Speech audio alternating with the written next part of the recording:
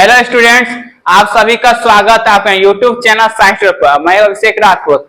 आप साथ में ध्यान देना है क्योंकि बोर्ड एग्जाम नजदीक आ रहा है आप लोग को, तो पढ़ाई के साथ साथ आप लोग घूमिए भी, ठीक है। तो आइए हम लोग क्वेश्चन नंबर 5 को देखते हैं, स्टार्ट करते हैं।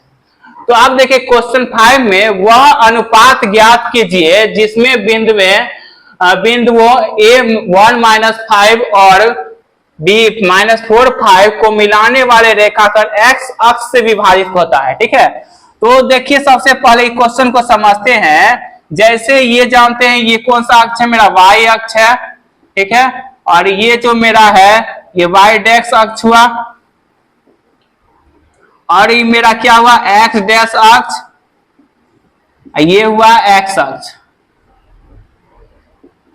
ठीक है। तो यहां समझिए बोल रहा है कि वह अनुपात गया जिसमें बिंदु a1-5 और b-4 मिलानवे रेखा x अक्ष विभाजित करता है, x अक्ष को विभाजित कर रहा है। तो ये बांट रहा है, इसे मानते हैं यहाँ पे ये बांट रहा है रेखा।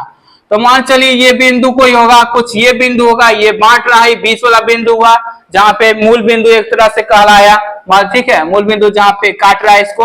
तो यहाँ पे देखिए x जो है पहला पॉइंट को a मान देते हैं, इसको b मान देते हैं, इसको हम लोग कोई पॉइंट c देते हैं अपने, ठीक है। अब देखिए यहाँ पे इसका कोऑर्डिनेट क्या हो गया, निर्देशांक 1-5, इसका निर्देशांक क्या हो गया -4-5, ठीक है। आप बिंदु c का क्या हो जाएगा निर्देशांक, तो देखिए यहाँ पे हम लोग बताए थे कि x, सबसे पहले इसका स्टेटमेंट कुछ लिखते हैं। तो सबसे पहले लिख रहे हैं माना कि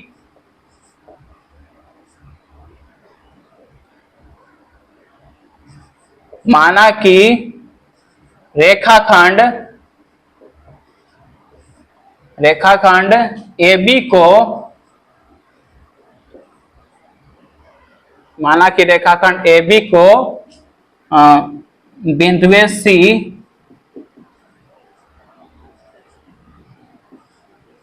रेखाखंड AB को बिंदु C m/n में बांटता है,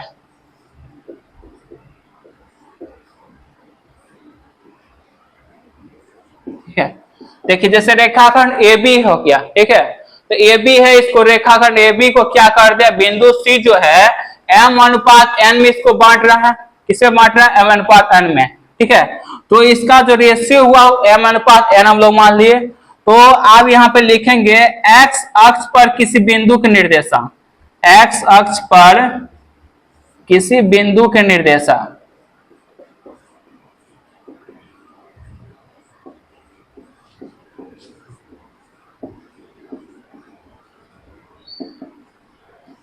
तो x अक्ष पर किसी बिंदु के निर्देशांक हम पहले आप लोग को बता चुके हैं।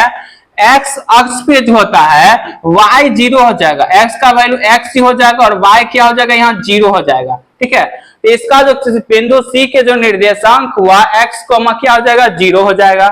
तो x अक्ष किसी बिंदु के निर्देशांक क्या हो जाएगा, x, 0। अब देखिए हमको ये क्वेश्चन में अनुपात निकालना है, ठीक है। तो अनुपात जब निकालना है तो हमको m का तो वैल्यू नहीं मालूम है, m/n बांट रहे हैं, m नहीं मालूम है हमको, नहीं n मालूम है अनुपात। तो हम लोग जो है यहाँ पे हमको y का वैल्यू मालूम है, ठीक है। तो विभाजन सूत्र से हम इसको बनाएंगे।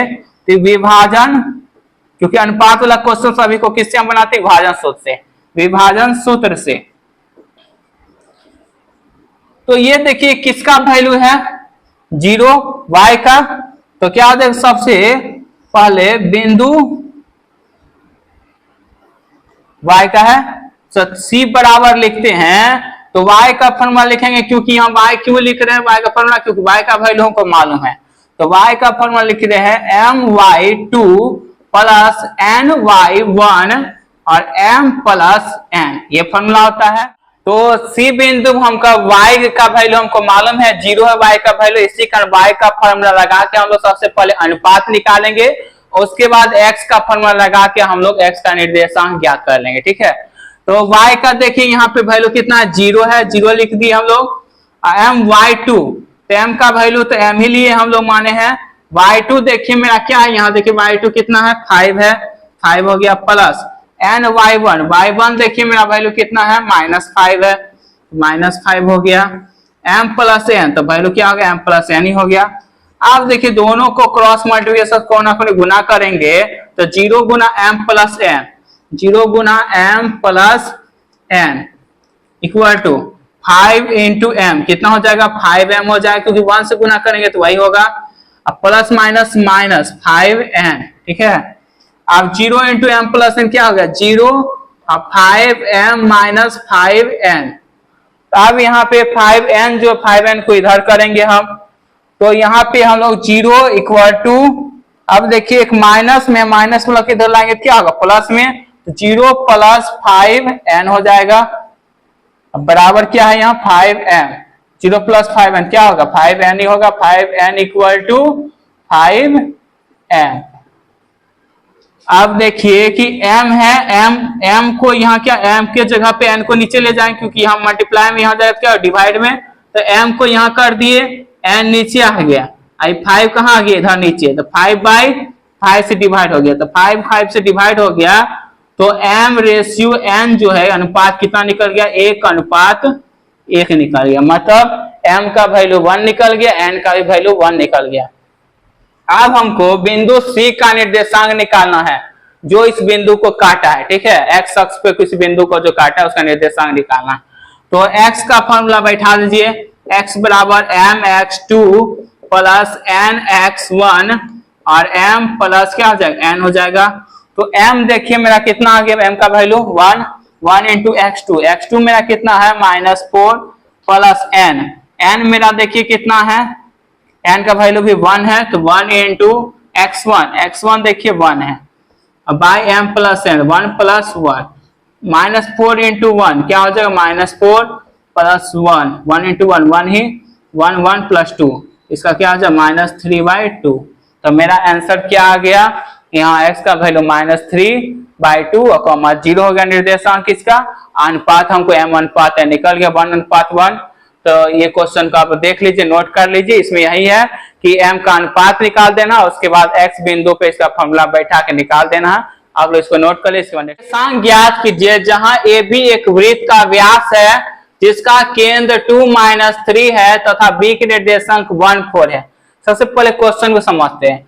जैसे एक सबसे पहले वृत्त एक बना लिए, ये वृत्त हो गया, तो वृत्त का ये व्यास हो गया, ये पूरा जो बड़ा वाला भाग होता है इसको हम लोग क्या बोलते हैं, व्यास हो गया। AB एक व्यास हो गया, तो AB जब एक व्यास हो गया जिसका केंद्र 2-3, इसको केंद्र का कुछ नाम दे देते हैं।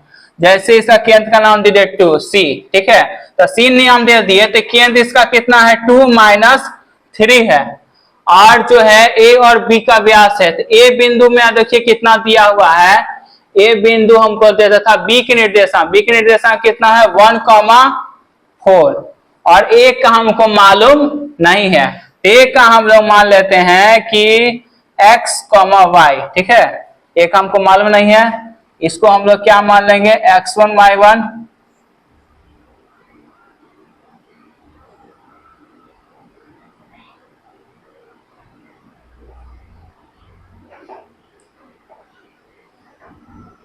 x1 y1, इसको मान लेते हैं x2 y2, ठीक है। अब देखिए हम लोग इस क्वेश्चन में सबसे पहले AB क्या है, वृत्त का व्यास है, तो सबसे पहले लिखते हैं माना कि AB एक वृत्त का व्यास है। किसका व्यास है, वृत्त का व्यास है। जब AB वृत्त का व्यास है तो हम लोग A बिंदु के निर्देशांक क्या मानेंगे, x1 y1। तो बिंदु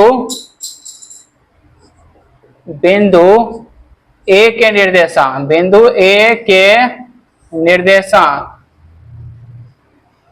A के निर्देशांक क्या हो जाएगा, इक्वल टू x1 y1।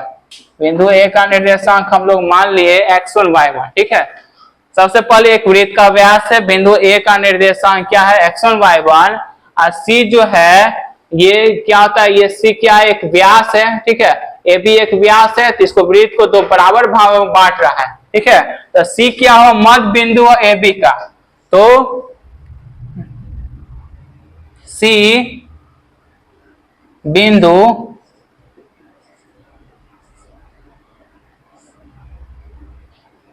बिंदु सी ए बी का मध्य बिंदु है।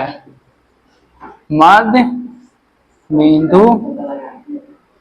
बिंदु है, ठीक है। तो मध्य बिंदु सूत्र से हम लोग इसको ज्ञात करते हैं। तो मध्य बिंदु सूत्र इसमें लगाते हैं तो बिंदु सी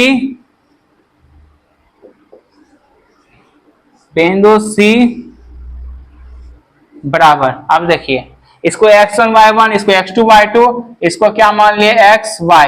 तो मध्य बिंदु सूत्र जानते हैं हम लोग कि मध्य बिंदु जो सूत्र होता है, यहां लिख देते हैं मध्य बिंदु सूत्र।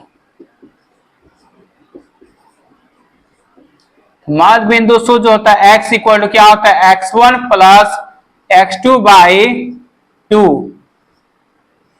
ठीक है। तो x का वैल्यू देखिए कितना है मेरा 2 है, प्लस x1 कितना है x ही है, प्लस क्या है x2 कितना है 4 है बाई 2। अब इसको कोना कोनी क्या करते गुना करते, क्रॉस मल्टीप्लिकेशन 2 इंटू 2 कितना हुआ 4 बराबर 1 इंटू इतना ही होगा x प्लस 4 हो गया, ठीक है 2 इंटू 4। तो x इक्वल टू क्या आ जाएगा 4 माइनस 4। तो x का वैल्यू कितना आ गया 0 आ गया। कितना आ गया x का वैल्यू 0। तो हम लोग x1 प्लस x2, ठीक है, x1 का वैल्यू मान रहे था, x2 का वैल्यू सॉरी यहाँ मिस्टेक हो गया, यहाँ पे x2 का वैल्यू यहाँ पे 1 है, यहाँ मिस्टेक हो गया, x2 का वैल्यू 1। तो यहाँ पे क्या हो जाएगा 1 हो जाएगा। अब यहाँ पे 4 माइनस क्या हो जाएगा 1 हो जाएगा, 4 माइनस 1 इक्वल टू क्या हो जाएगा इक्वल टू 3, ठीक है, यहाँ मिस्टेक हो गया था। आप देखिए y का फॉर्मूला लगाते हैं तो वही हो जाएगा y1 प्लस y2 बाई 2। तो y1 देखिए यहाँ पे कितना है, y कितना है -3, y1 कितना है मेरा, देखिए y1 जो y1 ही है, प्लस y2 देखिए मेरा कितना है 4 है बाई 2। तो 2 इंटू -3 क्रॉस मल्टीप्लिकेशन फिर से 2 into -3 -6 equal to y plus 4। तो 4 प्लस में इधर जाए क्या -6 -4 equal to y equal to क्या आ गया -10, ठीक है। तो हमको यही था कि सबसे पहले एक डायग्राम वृत्त बना देना है। ये वृत्त का ए बी क्या है, एक व्यास है, और जो इसका केंद्र क्या है सी। तो सी जो है इसका मध्य बिंदु का केंद्र को 2 बराबर भागों में को बांट रहा है, ठीक है। तो मध्य बिंदु सूत्र लगाएं क्योंकि 2 बराबर भाग बांट रहा है। तो ये भी एक वृत्त का व्यास है। बिंदु ए के निर्देशांक x1 y1 मान ले, जो नहीं मालूम था। बिंदु सी ए बी का क्या है मध्य बिंदु है। तो मध्य बिंदु सूत्र से x equal to x1 plus x2 by 2। तो 2x प्लस 1, x2 कितना था 1 बाई 2, 2 इंटू 2 4x प्लस 1। तो x इक्वल टू 4 माइनस 1 कितना है 3। वैसे ही y1 प्लस y2 बाई 2। तो y1 मेरा कितना है, देखिए y कितना है -3, y1 कितना है नहीं मालूम है, y2 कितना है 4 है। तो 2 into -3 -6 equal to y plus 4, इधर जाएगा तो -8 हो जाएगा, ठीक है। तो बिंदु C का निर्देशांक जो है वो क्या निकल गया मेरा 3, -10, यही मेरा क्या हो गया आंसर हो गया। तो आज की वीडियो हम लोग क्वेश्चन नंबर 5 देखे, क्वेश्चन नंबर 7 देखे। नेक्स्ट वीडियो हम आगे क्वेश्चन देखेंगे।